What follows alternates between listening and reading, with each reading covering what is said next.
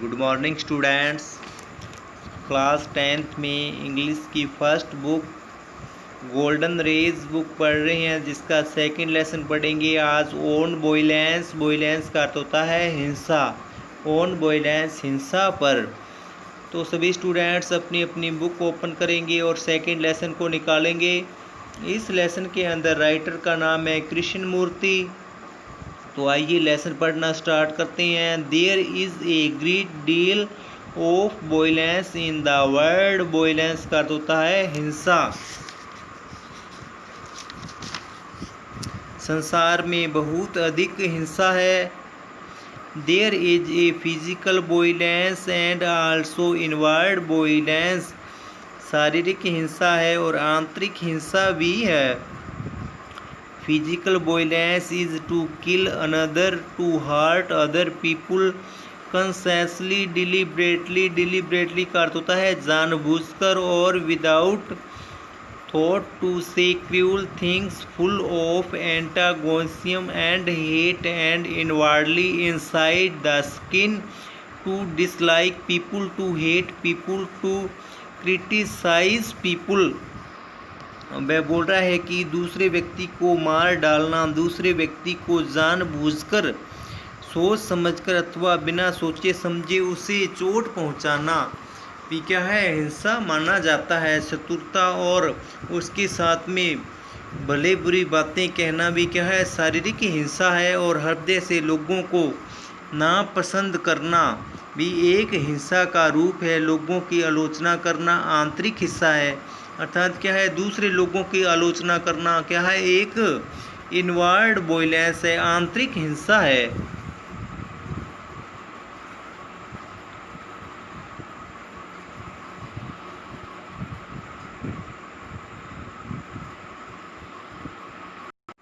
Next देखो, inwardly we are always quarrelling. Quarrelling का अर्थ होता है झगड़ना। Quarrelling, battling not only with other but with our selves.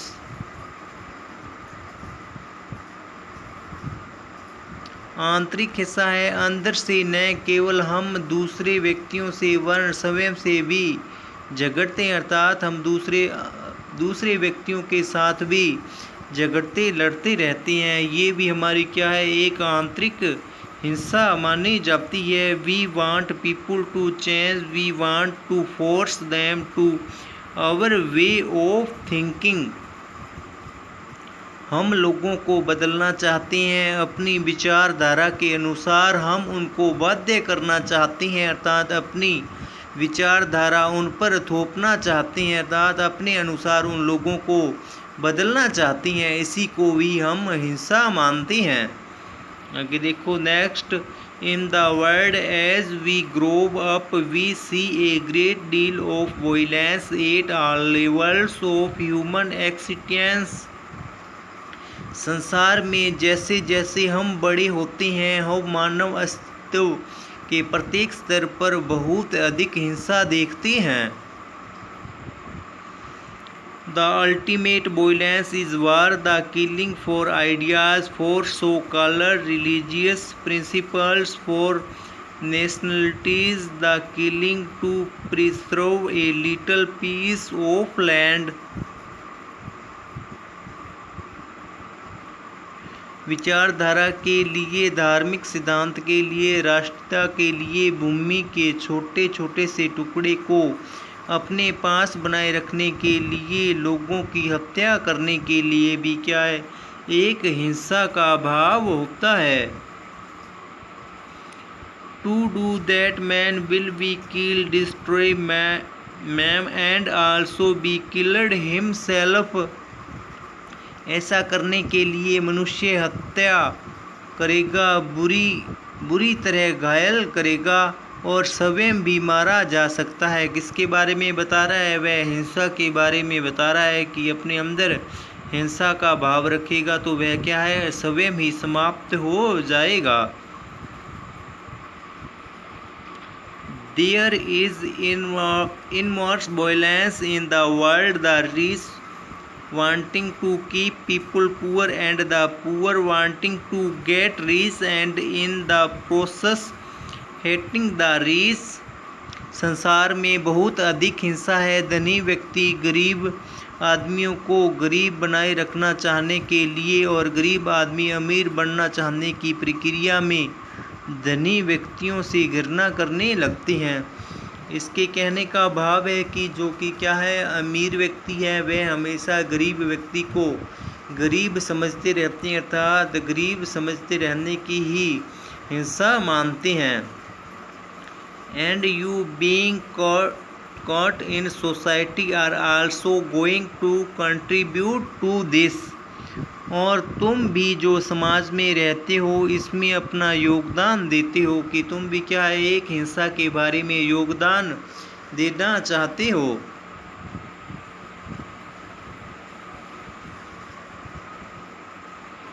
कि देखो, there is violence between husband wife and children. अब वह बोल रहा है कि पति पत्नी और बच्चों में भी हिंसा होती है। क्या है, पति पत्नी और बच्चों के बीच में भी वायलेंस का भाव होता है, अर्थात हिंसा का भाव होता है। There is violence antagonism, hate, cruelty, usually criticism, anger, all this is inherent in man, inherent in each human being। हिंसा, शत्रुता, घृणा, निंदा करना, बद्दी, आलोचना, क्रोध से सब मनुष्य के अभिन्न अंग हैं, प्रत्येक मनुष्य के अभिन्न अंग माने जाते हैं, अर्थात हिंसा के अलग अलग भाग माने जाते हैं। It is inherent in you, ये तुम्हारे अभिन्न अंग है। ये क्या है, तुम्हारे एक हिंसा के अभिन्न अंग है। And education is supposed to help you to go beyond all that, not merely to pass an examination and get a job। और यह माना जाता है कि शिक्षा तुमको इन सब चीज़ों से दूर रखने में सहायता करती है। शिक्षा केवल परीक्षा में उत्तीर्ण होना और काम नौकरी प्राप्त करना नहीं है। अर्थात यह बोल रहा है कि हिंसा के अंदर क्या है, परीक्षा के अंदर उत्तीर्ण होने से ही क्या है, अपने को नॉलेज नहीं मिल जाता है, अर्थात क्या है, पढ़ने के साथ साथ कुछ सीखना भी ज़रूरी है, जिससे क्या है, हमारे अंदर जो हिंसा का भाव होता है वह क्या है, नष्ट हो सके। आगे नेक्स्ट देखो, you have to be educated so that you become a really beautiful, healthy, sane, rational human being, not a brutal man with a very clever brain who can argue and defend his brutality। तुम्हें शिक्षित होना पड़ेगा ताकि तुम वास्तव में सुंदर, स्वस्थ मस्तिष्क के साथ विवेकशील व्यक्ति बनो, न कि एक पाशविक तथा बहुत चालाक व्यक्ति जो तर्क कर सके और अपनी पाशविकता को सही सिद्ध कर सके।